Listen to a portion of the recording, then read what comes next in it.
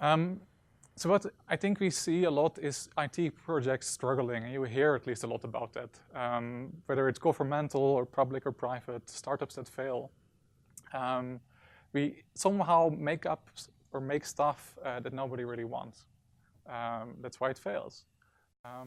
And that is not because there was not a lack of good ideas or good intentions. We put our sincere effort into these things.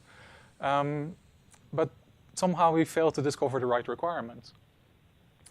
So we focus often upon products and features, and not on how we create value for our customers.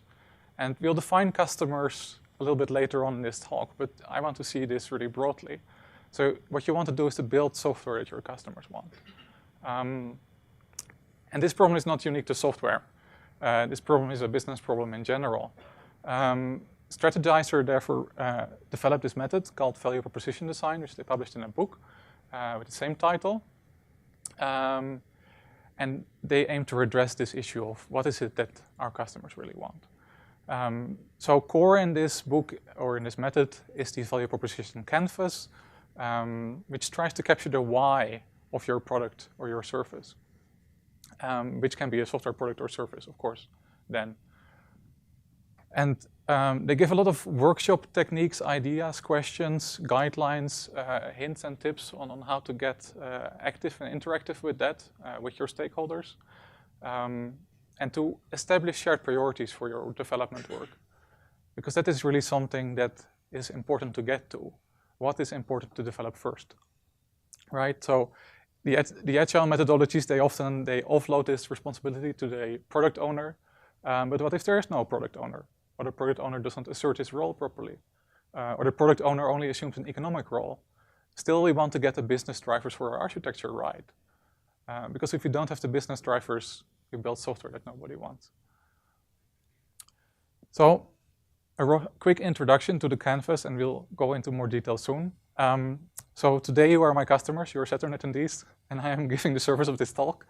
And some of the jobs that you have back home in your day jobs is leading development work, either technically or in some other management function. And you're probably asked occasionally to buzzify your software. Some product owner wants to make the software cloud washed, or you have to do big data now, or AI is hot again. So this is one of some of the challenges that you have. So how do we make our stuff attractive? So one of the things that would be beneficial for you is to get shared priorities with the people that make the economic decisions about your software development project. And one of the things that drag you down or hurt your development projects is long backlogs, where there's a lot of things and good ideas that there's somebody that wants each of these things, but really which one is the most important? So this is a pain that you experience in your work. So what I give you today is I'll try to teach you a new tool very quickly, which can help you set priorities in your development projects. First, some context to this methodology. This methodology is embedded in a book that the Strategizer published earlier called The Business Model Generation. In this book, they present the business model canvas. This book has been very popular in business circles. It has sold a couple of million copies by now, I think. It's used in all major MBA courses, translated into 30 languages. So in the business world, this is really widespread. And why do people use this then? Well, actually not only to develop new business, which is only 36% of the use. Most of the use actually is to do something with existing business or existing products. And they cite similar benefits as that I've been speaking about. Conversational strategy, shared languages, it's communication. It's a tool of communication.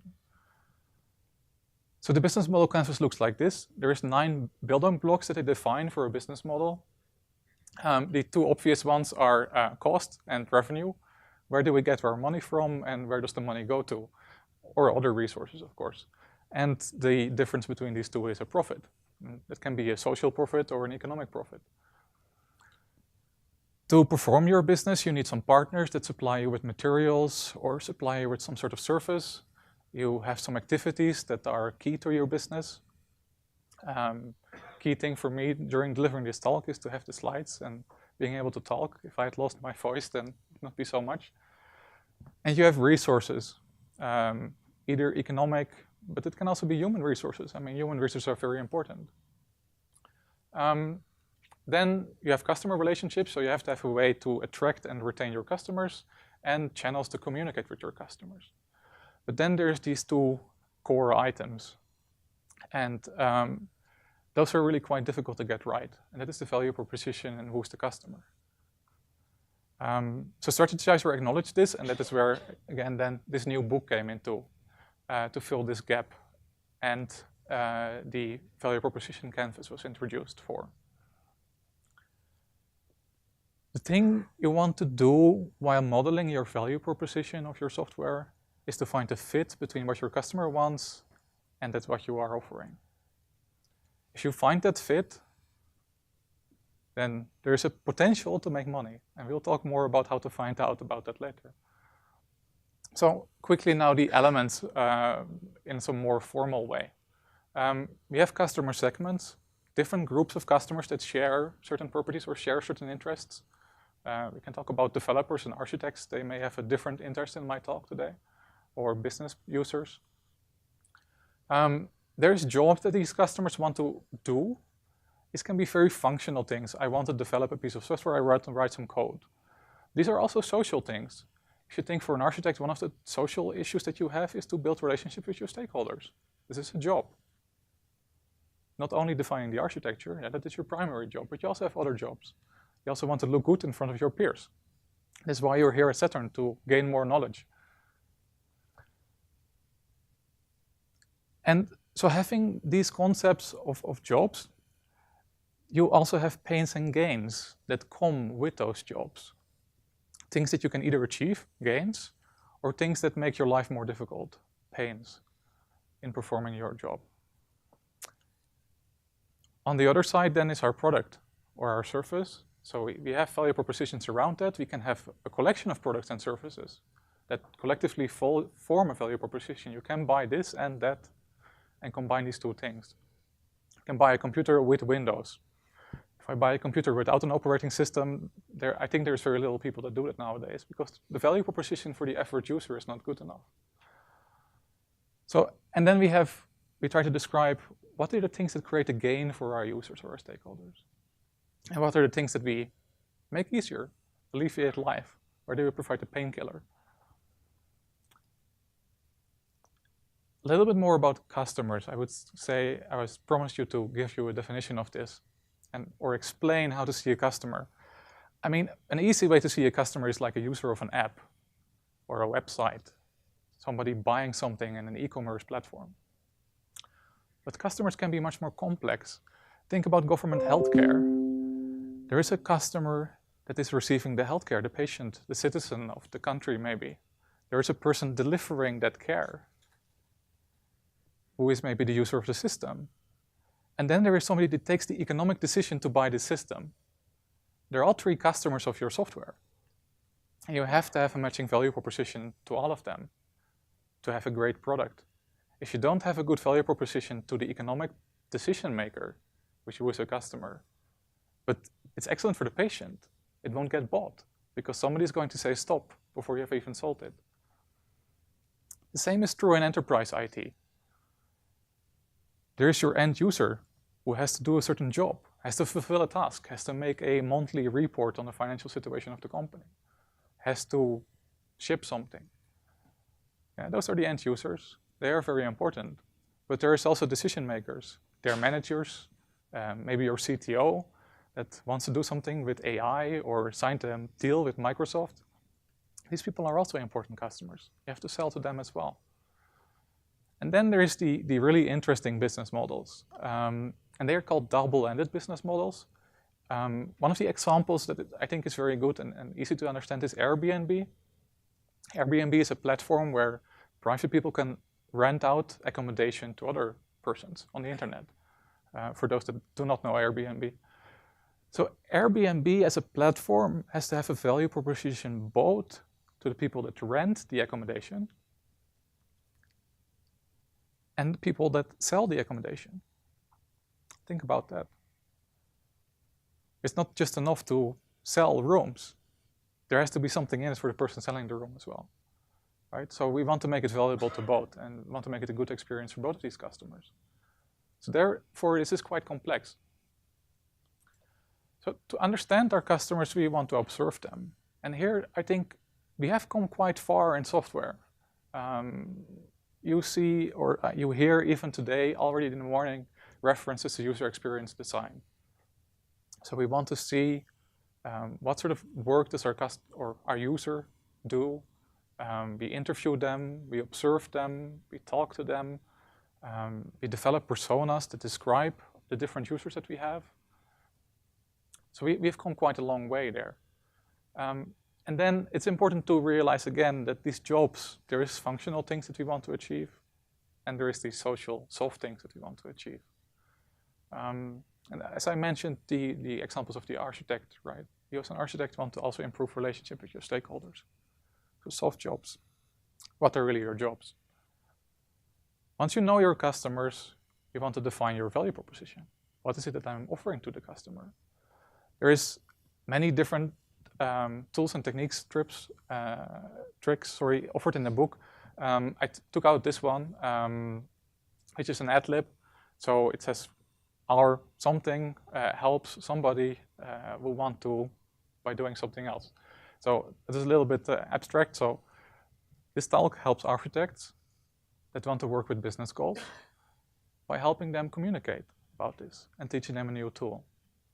Right? And you can brainstorm about a lot of these things and then find out, okay, what is really the core element of our value proposition.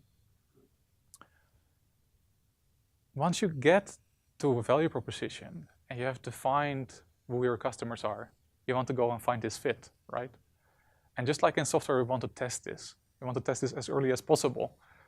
Not when we have already paid for all the development, put the product out in the market, ordered 100,000 copies and find out that, okay, nobody wants to buy it. That was a shame. So there's three things that we want to test. Interest and relevance. Is anybody actually interested in this? Is somebody searching for this on Google? It's a way to find out. Is somebody willing to pay? And that is why I put a Kickstarter page underneath this. Kickstarter does this very nicely, right? Kickstarter enables you to say, I'm willing to commit money to this product. The product doesn't exist yet, or not fully. But the seller of this product has learned that you are willing to pay. And I can put a limit on what is, for me, the economic breaking point for being able to bring this product out in the market, or to just let it go. And then the other thing you would finally want to test is preferences and priorities, something we also do in software testing a lot. A/B testing, testing different designs of user interfaces, for example, testing different architectural alternatives. So we want to find out what are really the important features. What is the most important factor or most important aspect of our value proposition? So I wouldn't be standing here today if I just read the book. I worked a little bit with this at ASSA ABLOY.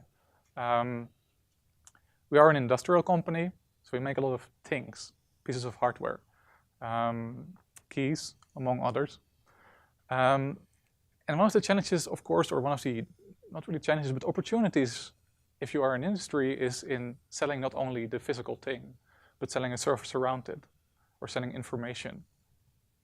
Because that is something we have not used before. And that is, for me, where Internet of Things, for example, comes in a lot. It's the realization that not selling the actual artifact, box, key, lock, motor, car is valuable, but actually there is more value in operating this physical artifact.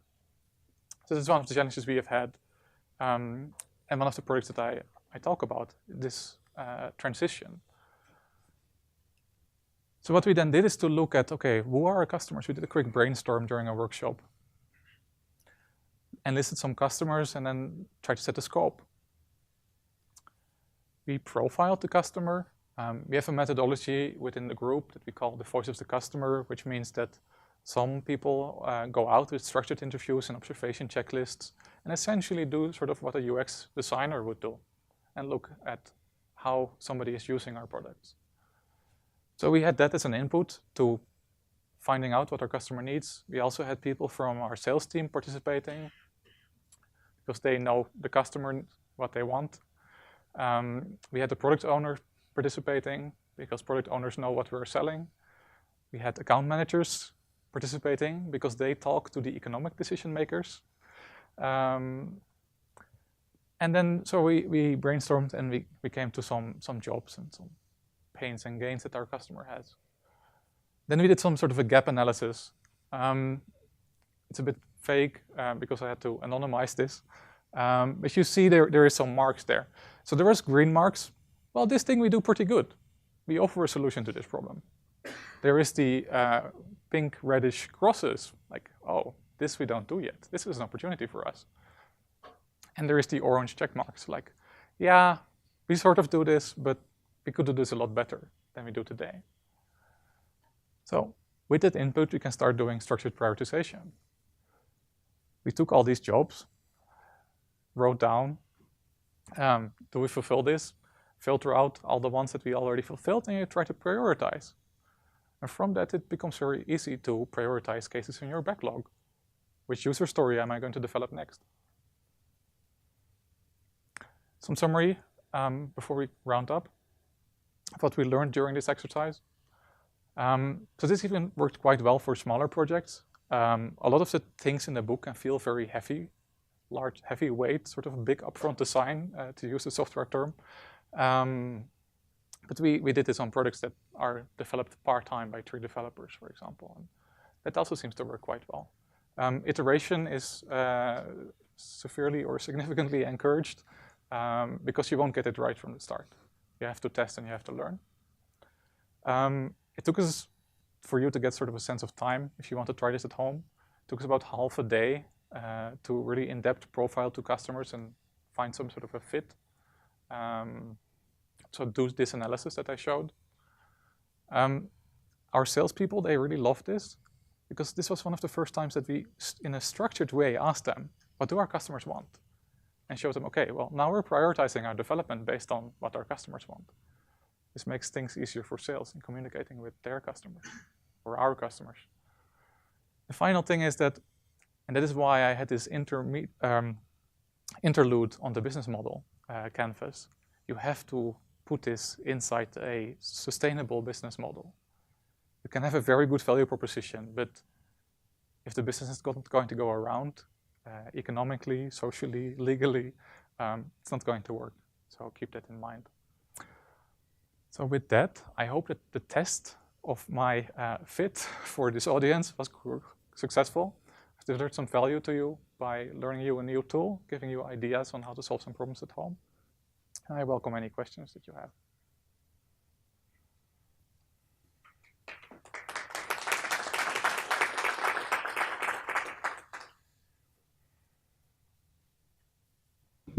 Hi, thanks for the talk. Really enjoyed it. So in the beginning, you mentioned something about a pain point for development was a very long backlog. Mm-hmm. In my experience, that hasn't been a problem so long as it's prioritized. So can you elaborate a little bit more about that? Yes, exactly. But the prioritization often is difficult. So one concrete product we're working on, we have around about 2,000 items in the backlog because that's been living for a couple of years. And there has been set a priority on those once upon a time, but there is nobody that actively manages to set priority on 2,000 items. So we really have to take it from the other direction. What is important, and then find those cases or stories again.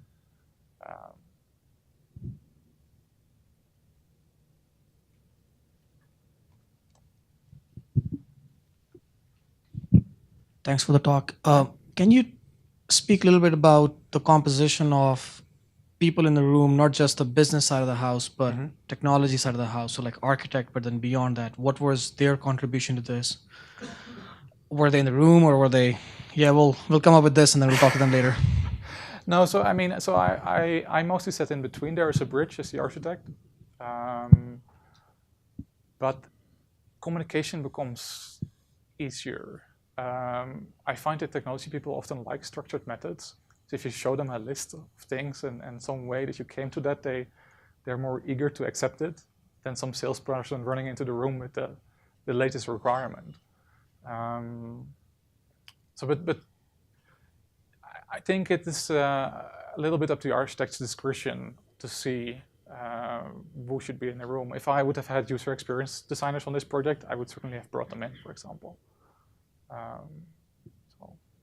Yeah, my observation is that at times the technology team also has some pretty good insights because they've been working on something, so they know the UX and have some points. Oh, yes, certainly. Yeah. So them being in the room sometimes helps. Yeah. Yeah, no, I fully agree with that. But I mean, to get back to the keynote that we heard, what can happen is with the team that has been developing the product for a long time is that they have this tunnel vision a little bit. They see something within the product, but they don't see the entirely new feature which could open up a new market. So I think we have time for one more question, if there's anyone. For the video. Yes. Yeah. How often do you have these sessions in your company, as well as, and it's kind of a second question, but what happens when priorities change? Mm-hmm.